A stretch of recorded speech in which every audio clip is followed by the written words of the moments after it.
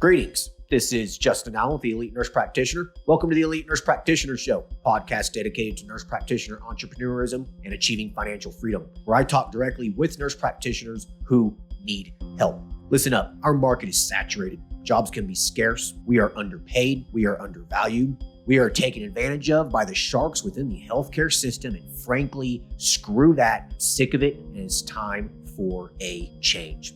And listen, I'm here to help make that happen. We are powerful. We can forge a path where we are in control of our career and ultimately our financial and personal well-being. You do not need to submit to healthcare administrators and your doctor overlords. You do not have to take a measly salary. You do not have to work 50 to 60 hours a week. There is a different way, and I'm here to show you that path.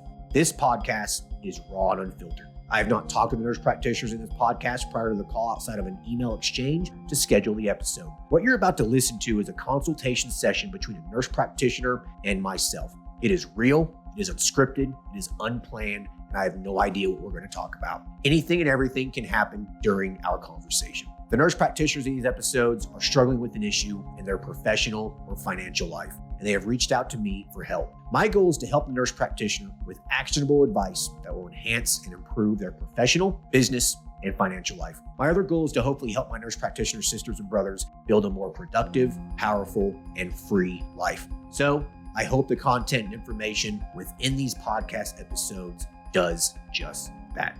All right, onto the episode. Hello, everyone. Today we'll be talking to Vince, who is a psychiatric nurse practitioner. Currently, he is working full-time at a psychiatric urgent crisis center. He recently started a telemed mental health clinic that is in the infancy stages. He's needing help with increasing patient volume, marketing, and general guidance on what he can do until the practice gains traction. Hey, Vince, how are you? Hey, doing well, Justin. How are you? Hey, doing good, man. Thanks for hopping on here. So tell us a little bit about yourself, how long you've been a nurse practitioner for, and kind of what you've been up to. Yeah, so been a nurse practitioner about 4.5 years. It'll be 5 in the fall. I worked for adult outpatient for my first year, and then now I'm doing crisis care, which we see anywhere from 5 and all the way up. And I do that full time. I started working on my practice slowly over the past couple of years because the company that I work for is pretty new still, and it always feels like I'm not really sure what's going to happen with them. So it was really out of necessity, and I didn't want to work for anybody else anymore.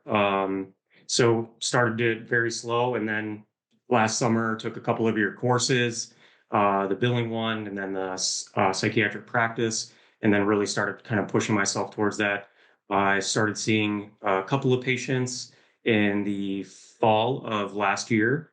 A couple of them are cash pay, and then I've only got one right now from insurance. Gotcha. Okay. So you started this thing about, 4 or 5 months ago? Yeah, I would say so. Like I was open for business, really, so to speak, where I felt like I could start taking patients, because it took me a little bit of time to get like the EHR set up and all the contracts with the insurance. So yeah, probably about 4 or 5 months. Yeah. Okay. And are you fully credentialed at this point, or are you still waiting? Yeah, fully credentialed. I do have like a credentialer that I pay like on a monthly basis to where they will contract me with any insurance that I want, just for a flat monthly fee. So, but yeah, I'm fully credentialed in Arizona with 4 different insurances, and then I have my license in Colorado and Nevada as well, and I'm waiting on Oregon to get back to me right now. Okay, so is your plan to get credentialed in those other states as well, or are you going to just do more cash in those states? Yeah, so I think I have 2 contracts in both Nevada and Colorado right now through insurance. Okay, cool. So you're really planning on kind of building a pretty enterprise level little psych practice here from the sounds of it. Yeah, I mean, because I'll be honest. I mean, I want to have the flexibility and the freedom to do things on my own. And yeah, I just don't want to be, I don't want to have a boss anymore. I'd rather be my own boss. And I want to have the flexibility too for the telehealth to where I don't have to be stuck in one place. Yeah, because I preach it, got man. family around the country and want to travel and stuff. So Yeah. Now preach it, brother. All right, sounds good. So, yeah, I mean, you have a pretty good plan here. This location independent, income is pretty awesome, man. I'm pretty much there. I've been there for a couple of years now. Like, I can live anywhere I want. Like, it doesn't matter where I live. Like, it makes no difference. Work is work. You know what I mean? Like, so it's awesome.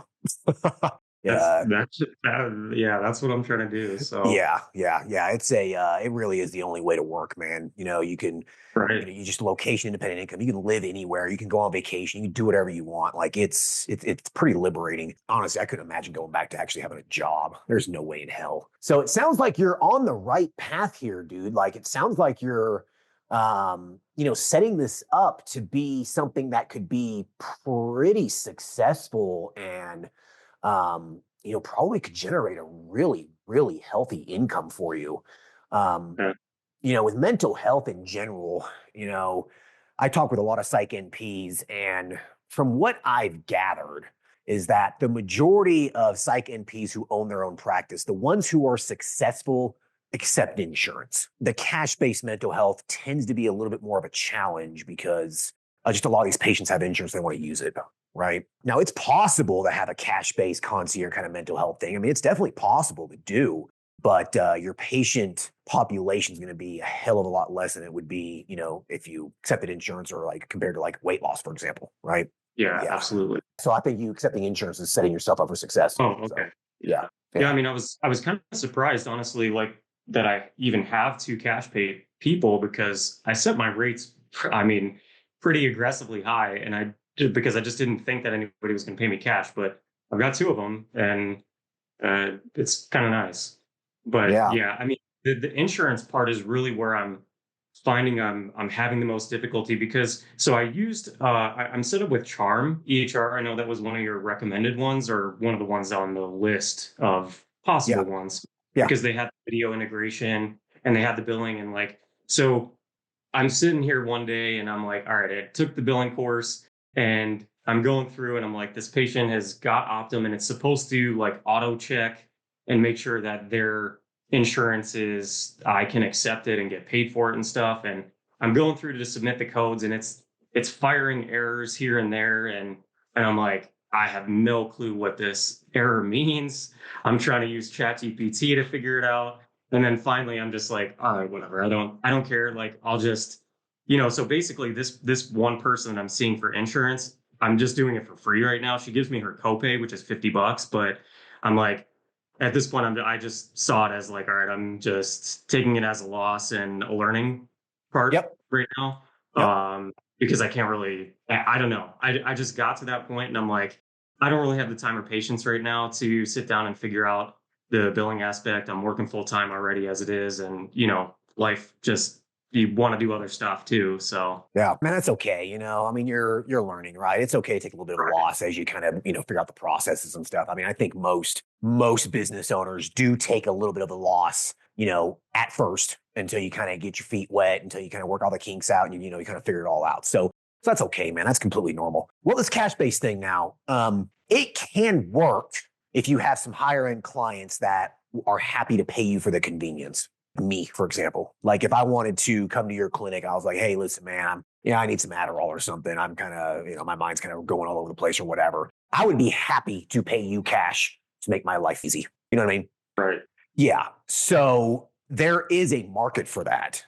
It's just how you position yourself to make it look like it's a convenient high end option, right? If you market it as a concierge based, convenient mental health option that specializes in more executive level or higher end kind of mental health, then you can do pretty well doing that. It might just take a little time to kind of get a solid patient base up and running, but it can be done. I knew an NP, I forgot what state she was in, somewhere in the Northeast, and she only did pediatric like ADHD. That's literally it. She did nothing else. And, she had a cash only practice and she didn't just prescribe everyone Adderall and Ritalin or whatever, but Yeah.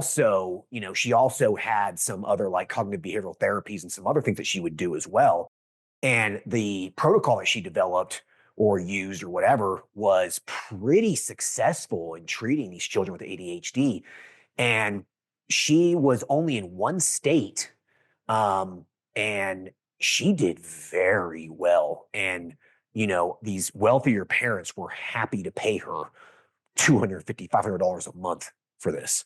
Sure. And she has a business that's making $500,000 plus a year, cash only. Wow. So yeah, it is possible, right? It just depends on how you position yourself. So with that said, is that something that you would be interested in pursuing as an additional revenue stream, or do you want to just kind of stick to insurance and call it a day? I don't know. I mean, I think maybe down the road potentially I could gear something more specifically towards that, but I mean, I've kind of set everything up to this point, like as far as the insurance. I don't know. I guess from a volume standpoint, I feel like it'll be a little bit easier for me to ramp up. As you kind of already mentioned, it just takes a little bit more time with building that cash basis. Yeah. But if I want to step away sooner from my full-time job and kind of move into this as full-time work, my thought is just to continue to go down this insurance path. The insurance route. Yeah. Yeah. Yeah. I agree with you. You're going to make a lot more money a lot faster with the insurance route. So, but what you could do if you wanted to is just offer that cash-based thing and keep it there, and people will bite, but you're just not going to really push it. You know what I mean? Right. Right. Just like, don't push it. It's just there. And you'll get some people who Right. bite, before you know it, 2 years later, you might have 100 cash paying patients that make your life easy, Right. So I would say do both. I wouldn't say just get rid of the cash option. Like have it there and just kind of see Sure. how it just progresses naturally. You know what I mean? Okay. Yeah. Yeah. So that's what I would do. Okay. So the insurance based thing. Now you've been open for 4 or 5 months and you don't really have that many patients. So what's going on here? You accept insurance. I would imagine that you'd Yeah. be seeing more patients. Me too. So that was kind of like my biggest roadblock is I'm like, I don't know what's going on here. So I ran like a couple of ads using like the Meta ads manager campaign thing. I didn't pay much money for them. I just kind of wanted to see like what would happen. It really only just drove traffic, but then I got I think I was getting like some flags on the ads saying like it wasn't compliant with their marketing or something. I couldn't market it. And then I had additional issues because it's telehealth. I was trying to set up like a what do you call it? Like the Google uh, thing that comes up like when you search for the business, and it like kept giving me roadblocks with setting up a location for the business because I guess there's rules around telehealth. And then I thought maybe I could get around it because I have those virtual offices through Regis right now in Arizona, Colorado, and Nevada, which is not great because I'm paying for those every month. And I'm like, I don't even think I even really need these right now. I just needed them for the DEA licensure for Yep. each of the states, which is kind of how I got around that. But now I've got quite a bit of expenses every month with, the EHR, these virtual offices. But anyways, like I don't know if it's because I can't get searched on Google. I guarantee you that is one of your issues. So Okay. you tried to set up these Google business listings with that virtual address and it didn't work. Right. It Yeah. kept like rejecting me and saying like it doesn't meet their like Criteria standard. or whatever. Yeah, Yeah. something, whatever it was. So what you're probably going to have to, probably because, you're using this virtual address or whatever, and probably a lot of other businesses use it as well. And probably someone already claimed a Google business listing with it.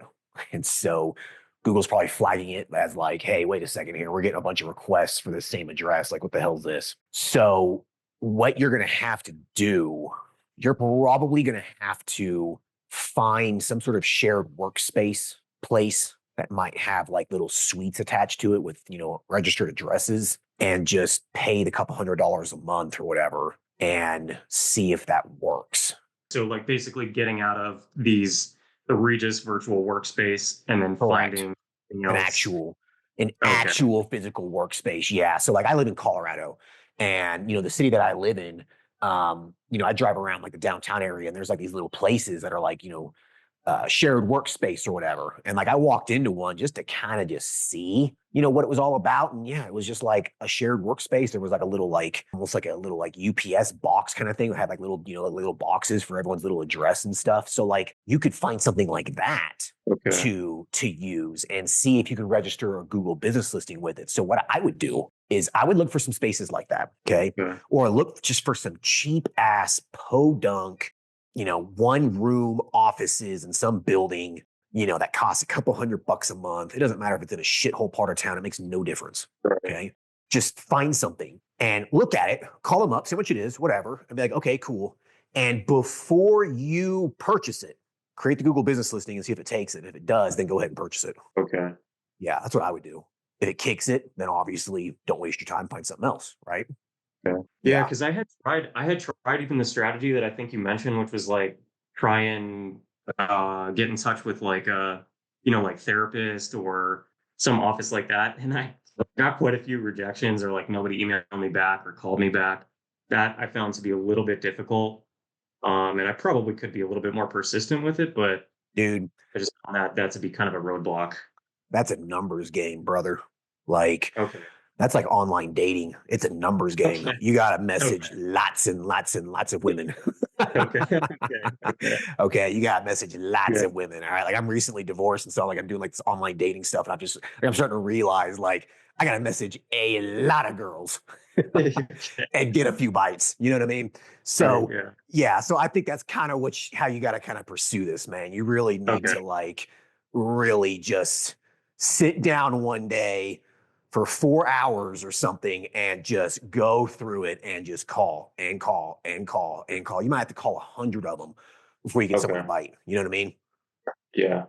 Yeah. So that's just a numbers game and just you'll get used to the rejection pretty quick.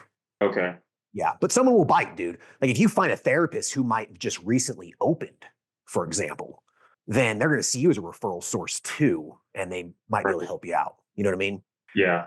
The way you approach that is you have to tell them the benefit, right? I'm looking for a therapist to partner with. I'm a psych NP. I do the medication management, but I want to find someone who can do the therapy component. Yeah. And so I'm looking for a partnership where I can refer patients to you and you can refer patients to me.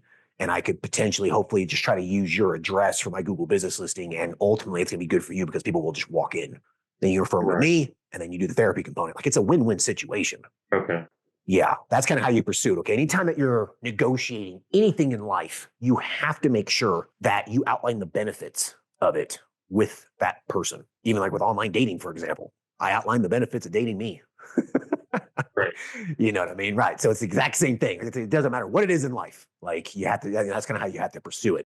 And you're going to get a lot of rejections, but you will get some people who will bite. Okay. And all you need is just one person in one of those states, dude. So it doesn't matter really where it is. It would be ideal if you were in an area that had a bigger population. So for Colorado, for example, you're probably going to want to look at more like Colorado Springs, Denver, maybe like Grand Junction, Boulder. You're going to want to go to places where there's a little bit of higher population. That way, when people in that area are searching for mental health, you're going to come up. You wouldn't want to do it in some town of like 2,000 people, for example. Right. Yeah. Unless, now, the caveat with that is that if you find a town, 10,000 people or whatever, you just go on Google Maps, start looking at mental health clinics, psych practices, whatever, and you find a town of 10,000 people or something, and there is really no mental health services there. If you can set up shop there, you'll probably get a lot of patients. Because remember, you don't need thousands and thousands of patients here. You really only need like 500 to make some good money. Right. Yeah. So I think this right here is just going to be something you're going to have to just sit down and just really just kind of hammer it out one day. Yeah. Thoughts on, so I had a colleague that runs her own practice here in Phoenix that I work with sometimes. And she had told me about doing like mailing lists. And so I had actually bought just for people information, as they can go and do it too, and maybe you've used it before. It's called Data Axle. But I went and bought a bunch of data from all three of the states. And then I sent out some mailers, but surprisingly, I sent out probably at least 1,500 mailers. Surprisingly, I didn't get anything back, and I sent it to practices. So I got like all NPs and then all like family practice, pediatrics, and I think those were the predominant ones, like family practice and pediatric offices. And I sent the mailer to those places, but surprisingly, I haven't got any calls from those either. Do you Yeah, think maybe I man. should follow up on those? I mean, how are you going to follow up with them? Just call every single office? Um, Yeah, yeah, I mean, you could do that. You could. I mean, you could just call every office. I mean, they probably saw your letter and just threw it in the trash. They probably never even opened it up. right. Direct mail, I honestly don't really like it that much. I mean, I know people who have had some success with it. I do, but for the vast majority of people, do not really have a lot of success with it, man. Okay. Yeah, it tends to be kind of just a waste of money. I've done it. Okay. I've done it a couple times, man, and it's always just been a complete flop and just a total waste of my money. Like I should have just took that money to the casino. I had a lot more fun with it. You know what I mean? Okay. Yeah. Yeah, yeah. So anyway, just kind of keep that in mind. Direct mail is you could email these places. Probably just going to go to junk spam folder. They probably won't open it up. Your Right. best bet, honestly, man, is to just talk with someone.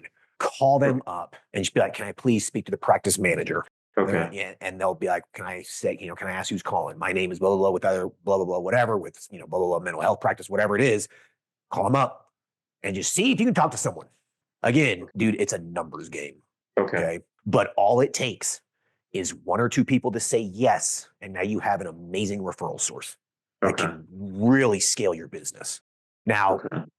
this is kind of called bootstrap marketing. This is like putting your boots on and going out and just getting business. Okay. So that is one option you can do. The Google business listing thing, I think, is going to be critically important for you. So when you go and you try to find an actual physical space, a physical location to register an address with and register your Google business listing, when you do that and you have that Google business listing, I really, really think you will start getting some phone calls because people are looking for it. The only other way you can get that hot lead to call you, I mean, really honestly, the only other way is if you have a Google search ad and Okay. you use those, you strategically place those Google ads in areas that might be service deserts, basically. And if someone Okay. searches for mental health clinic, psychiatrist, whatever in my area, you want your Google ad to pop up. Okay. Comprehensive mental health serving, whatever town it is that you're advertising in. All insurance is accepted, cash options available. Something very simple. Yeah. So, like, for example, if you advertise that in Colorado, as an example, instead of having those Google ads come up in places like Denver, for example, where there's a shit ton of mental health clinics, Right. instead have it be in somewhere real, like more like the little smaller towns kind of just scattered around, like Cortez or Grand Junction or fucking Woodland Park or just whatever, just little towns. And you Okay. might find yourself getting some people calling you up. Okay. Yeah. So that's one way to do it. So what you could do is you could just maybe allocate $500 a month per state. So if you're in a few states now, $500 a month in each one of those states, create a couple Google ad campaigns and target, some maybe smaller, medium-sized towns, throw it out there and see what happens. You're just not going to know until it happens, until you do Right. it. Yeah. Right. So Okay. yeah. So that's what I would do. But your priority right now, though, I really feel like is trying to get that Google business listing up and running. Okay. Yeah. Okay. So before you do that, the insurance credentialing component, if you do not have multiple contracts, the big players, right? Blue Cross Blue Shield, Cigna, et Yeah. cetera, right? If you don't have those, and you start advertising, you're probably going to be wasting a lot of your money because a lot of people are going to be calling and you're not going to be able to accept them. Sure. So kind of Yeah. keep that in mind. Be a little tactful with it. Yeah. And then what are your thoughts on like the billing aspect of things? Because a lot of the companies, at least, they have like a minimum threshold, for like how much volume they want you to have for their leave-in. But I don't know, not that I couldn't pay them, I guess, but it was like they would charge you a flat fee until like a certain point, and then they would charge you a percentage or something to that degree. And what companies are these again? Uh, I think the one that I used or looked at was, I think, a referral directly through Charm, and then there was another one directly through Charm as well. They were a little bit better, but it still seemed like it wasn't worth me paying them yet until I had, Right. a reasonable amount of people. Right. Anyways, Right. Yeah, man, you don't want to bleed a bunch of money here, right? So, have you looked into things like Headway, those services that basically send you a bunch of patients, they do all the billing, they do everything, and then they deposit the money in your account every week or yeah. whatever it is. Have you looked into things like that? Yeah, so my question to you actually was like, the reason I didn't end up doing either of those, because I have a couple of people that I work with that have used them. And the way that I kind of understood it was like that they're like, you're almost signing a contract with them essentially, and it's like their patients. Is Yeah. that is that kind Yeah. of correct? And I don't know, to me, like, because my goal essentially is like, yes, I want to build this to a point where, maybe it's like I can even hire my own people and I'm like, it's my business and these are my patients. So I didn't care for like this aspect of like, okay, it's under them, it's technically their people. I didn't care for that aspect if I'm understanding what they do correctly. Yeah, that is one of the downsides with it. And that is why I do not recommend it to a lot of people because, yeah, you're building your business, but at the end of the day, your most valuable asset, which is your patient census, isn't yours. Right. So your business is automatically valued at a fuck ton less than what it Right. should be. Right. Right. That is the downside of it. The upside is, yes, you will get patients and it'll make your life a lot easier because they'll do all the billing, they'll do everything. You get the money and that's it. So that is one of the benefits of it. But the downside is that at the end of the day, they are not your patients. And if you ever wanted to pivot and cancel that contract with them or whatever, what do? You just lost a lot of your patients, right? Yeah, exactly. So you have this third party who has their hand in your business, and ultimately, you're kind of giving up a lot of your freedom, right? Right. Yeah, and if you ever wanted to sell this business down the road, it could impact your valuation because there's this middleman involved, and you sign these contracts, and they're not your patients, and whoever's buying your practice, they might not really care about your practice itself. They might not give a shit about it whatsoever. They just want your patient census so they can Right. integrate it into their business. And if that's the Right. case, your business is worth nothing to them. Right. So it really comes down to what is your long-term goal here. If you just want to have a job, be kind of self-employed and be employed to your own business, see patients, make money, and you don't really care about selling it down the line, scaling it to a certain point or whatever, you just want to make your money, then using one of those services is fine. But if your goal is something different, like selling your practice down the road or growing it, scaling it to a point where you hire other MPs and, actually scale and grow like a real enterprise level kind of practice, then it's going to be a detriment for you. Yeah, that was kind of my thought, because I definitely lean more towards trying to scale it up at some point, maybe hire, like, my sister's going to be graduating in May. She's going to be a psych NP. So at some point I'm thinking about, trying to scale to that level, and ultimately, yeah, to where either I sell or I just, see, I don't have to kill myself over seeing, tons of patients every week. I can just kind of do it minimally, and then maybe sell at some point. Right, right, right, right. Exactly. That's basically your two options for scaling a business. You know what I mean? Like you start hiring other people, start seeing patients for you so you can sit back and just collect this beautiful passive income. You know what I mean? And you just Right. kind of manage it in the background or whatever, or you end up just selling it, get the huge payouts. You don't have that liability. You don't have to worry about shit ever again. Right. Right. Yeah. So if that is kind of your goal, then I would say pay your dues and endure the difficult times now, getting this patient census up and volume up, and just be patient. Okay.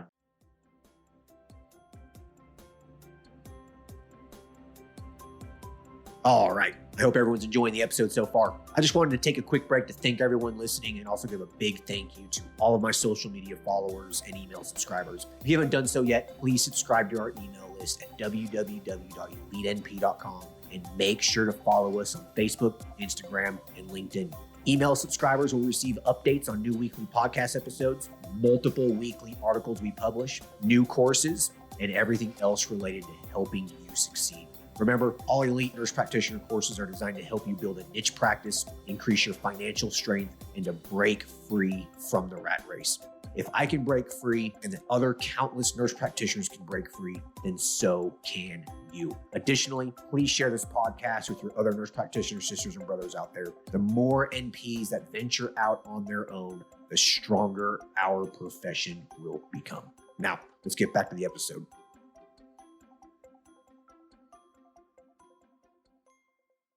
So my question, so do you think then maybe I'm just thinking about like a strategy as far as like what could I do right now with the billing?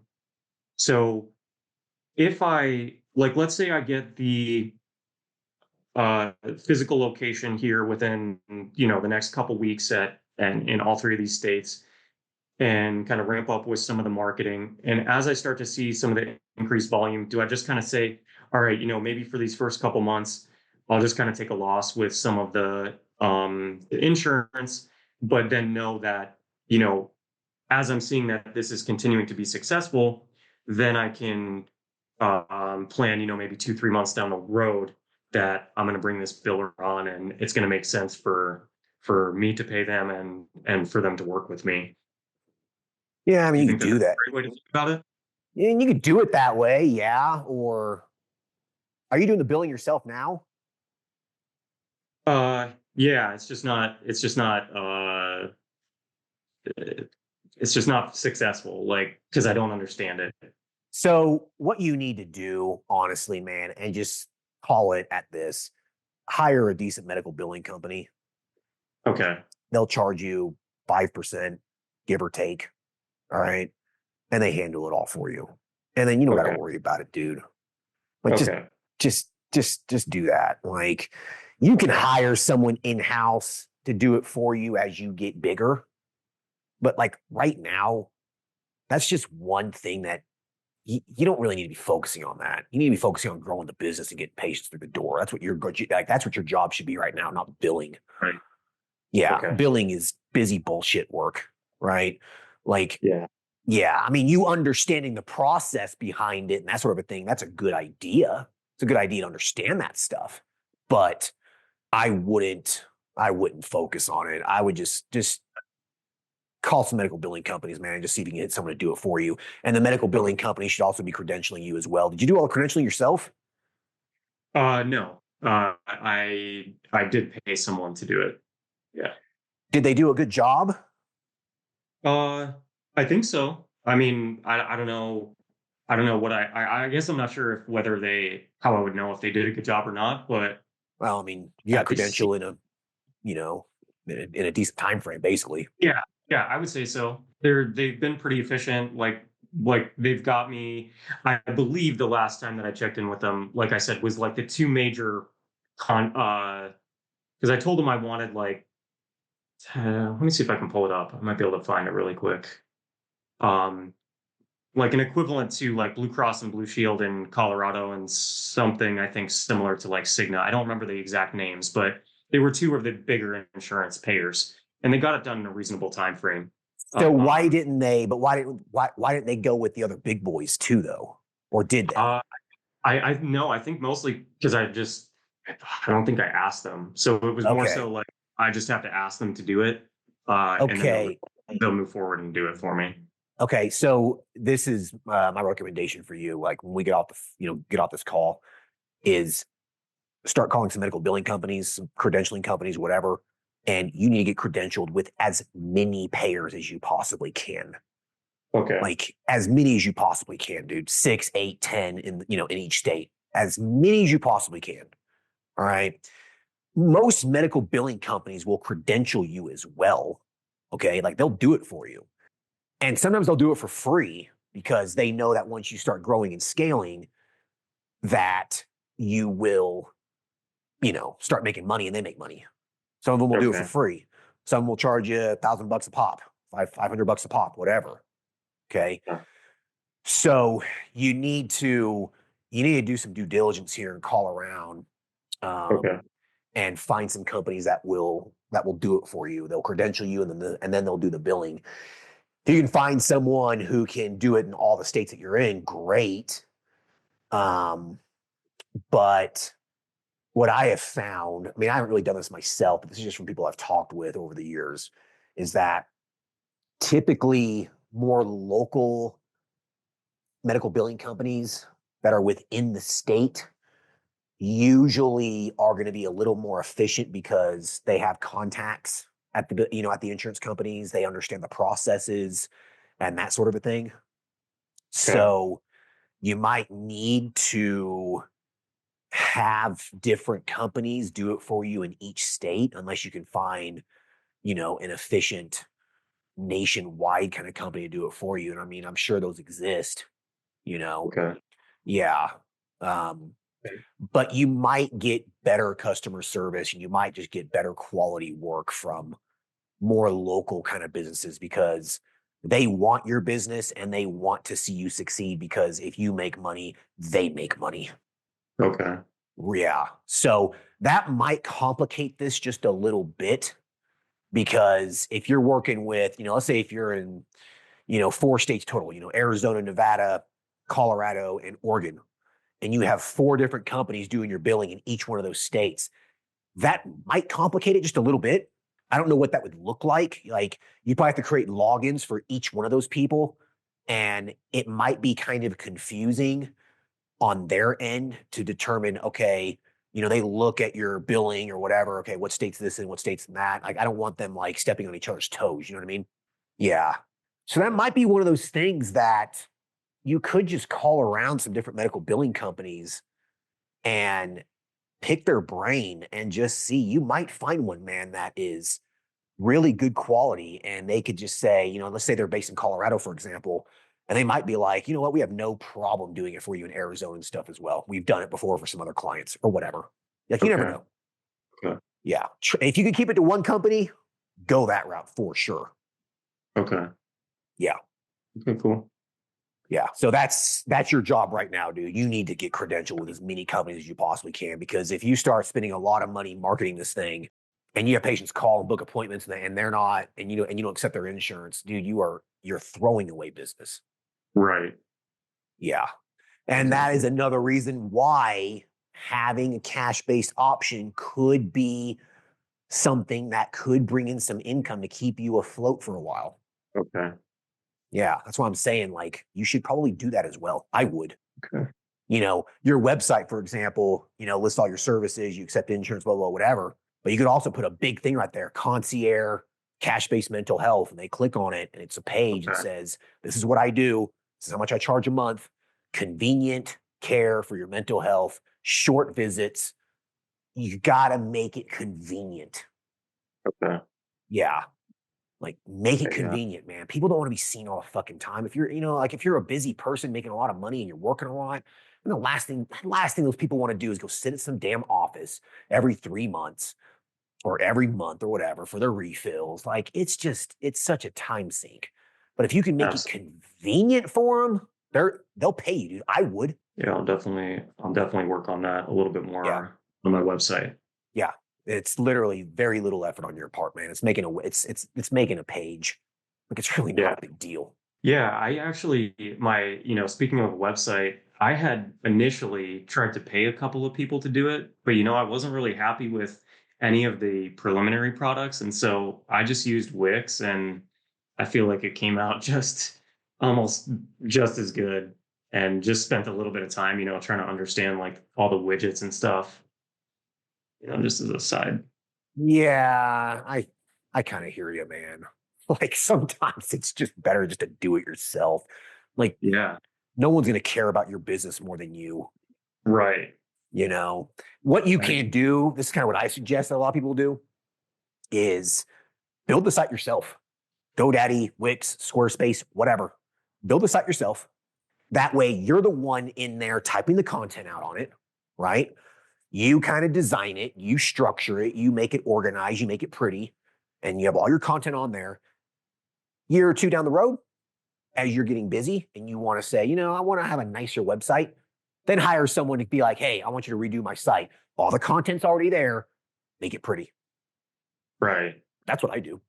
So action plan here for you is get credentialed with more and more, get as credentialed with as many companies as you can and find a good medical billing business to help you out. Okay. Get this cash-based concierge mental health thing flushed out.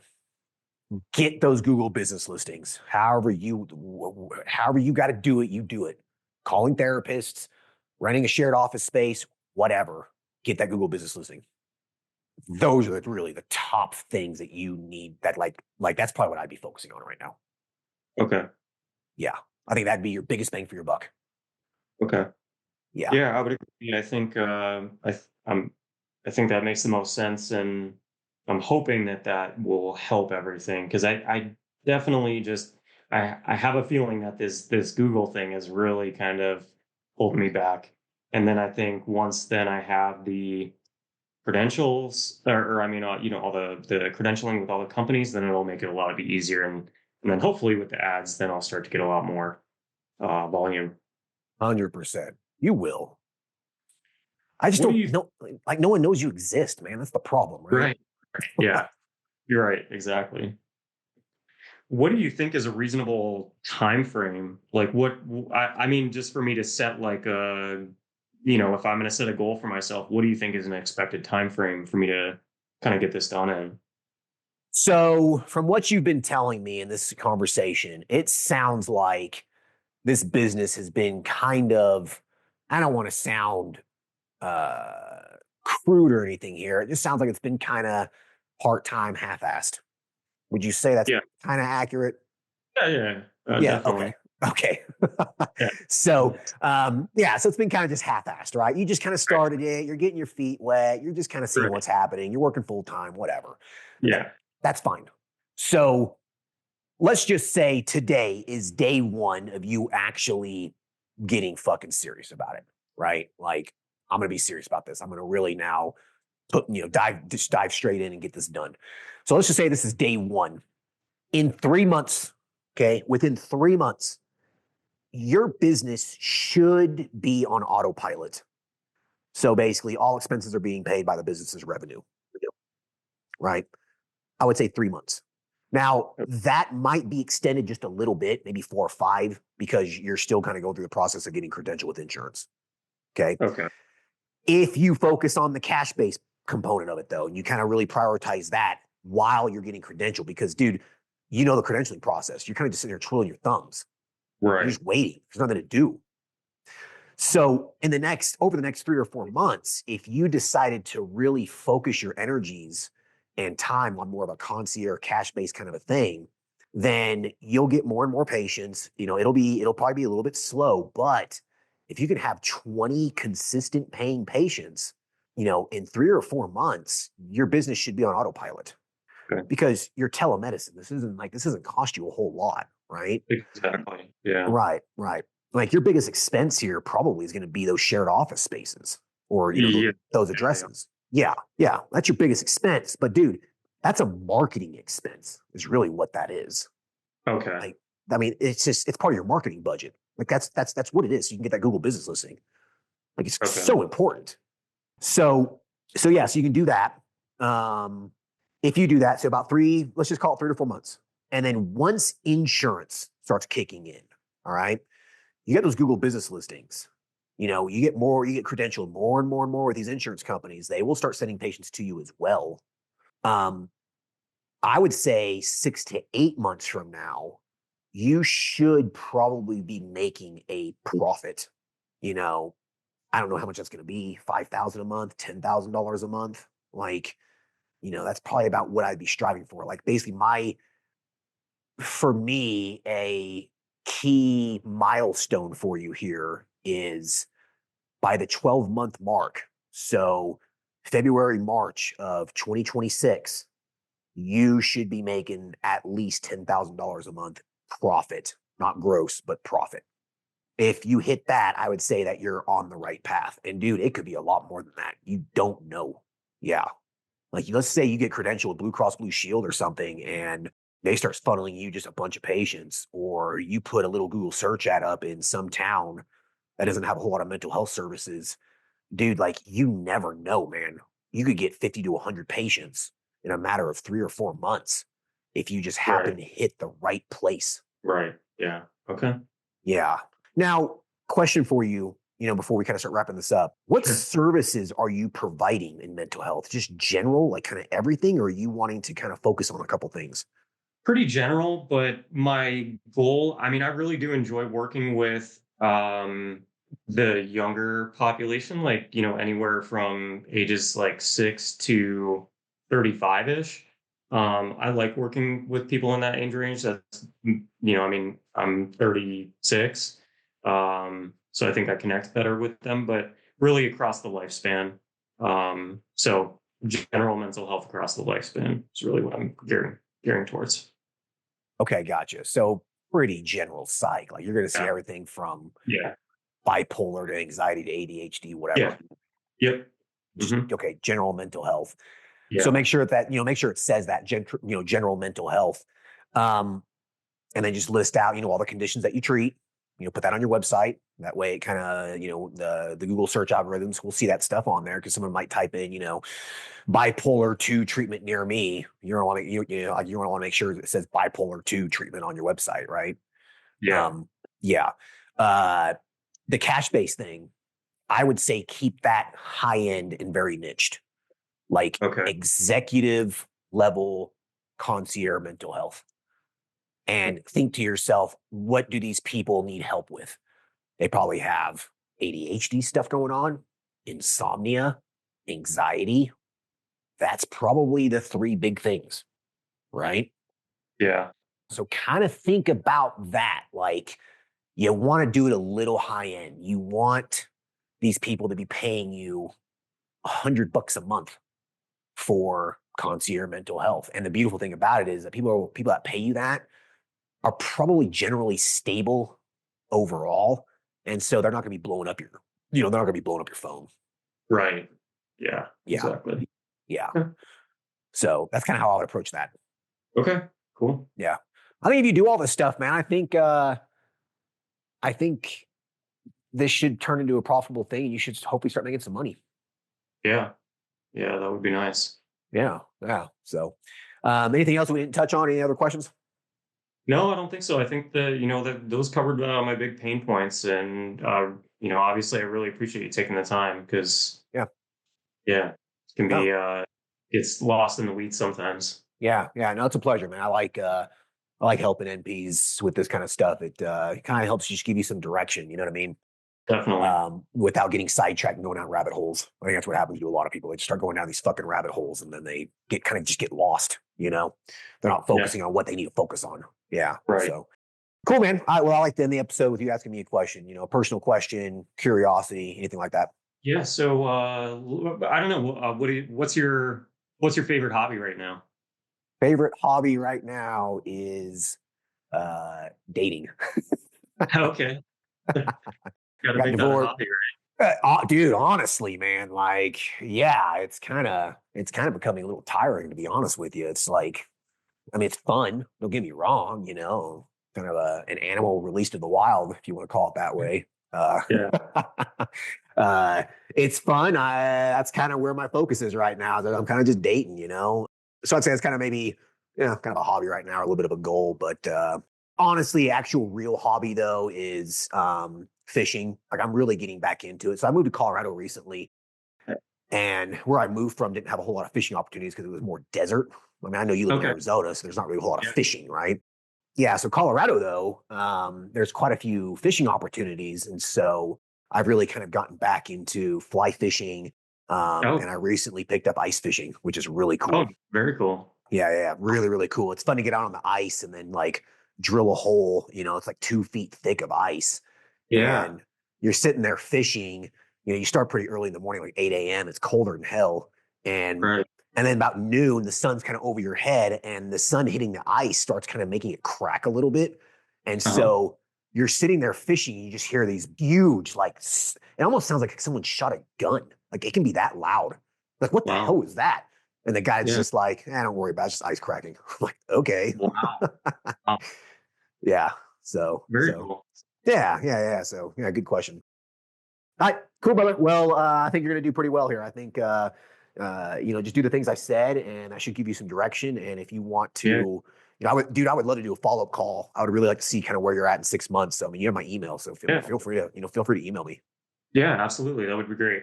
Yeah, cool. Awesome. All right. Well, good call, and I wish you the best of luck. Yeah. Thanks so much, Justin. Appreciate your time. All right. Thanks, dude. Bye. All right. I hope everyone enjoyed the conversation with Vince. I think he is probably going to be pretty successful here. He started the business the right way. He has kind of an enterprise level sort of mindset. He's in multiple states. He's getting credentialed. He's doing all these things. So he's setting up his business for success. It's just still in the infancy stages. Like I said, he kind of half-assed it a little bit, so he hasn't really put all his energy into it. But I think once he puts his energy into it, I think it'll probably start blowing up for him. He just needs to get those Google business listings out there. He needs to get credentialed with more insurance companies, throw a couple of Google search ads out there, and, maybe get some referral sources. If he does those things, he should start getting some more patients. So I think the big thing here to remember is that, if you want your practice to be successful, you really got to put the energy and the time into it and the focus, okay, for it to grow. If you kind of go into a little bit of a half-ass attitude, chances are you're going to get half-ass results, okay? So keep that in mind as you start your business or as you scale your current practice. All right, hope everyone enjoys this episode. Talk to you guys later. Thanks. Bye. Thank you for listening to the show. Quick legal disclaimer. The content of this podcast is meant for informational and entertainment purposes only and should not be used as legal, financial, medical, regulatory, or practice-specific advice. For information pertaining to your specific legal, financial, medical, or practice-specific needs, please be sure to consult with your lawyer, CPA, medical director, and or your state's practice laws and the most up-to-date clinical guidelines. As always, do your due diligence when it comes to any information found online and in podcasts. The content in this podcast is copyrighted by Galaxy Medical Southwest 2023 and cannot be duplicated, rebroadcasted, or reproduced without our written permission.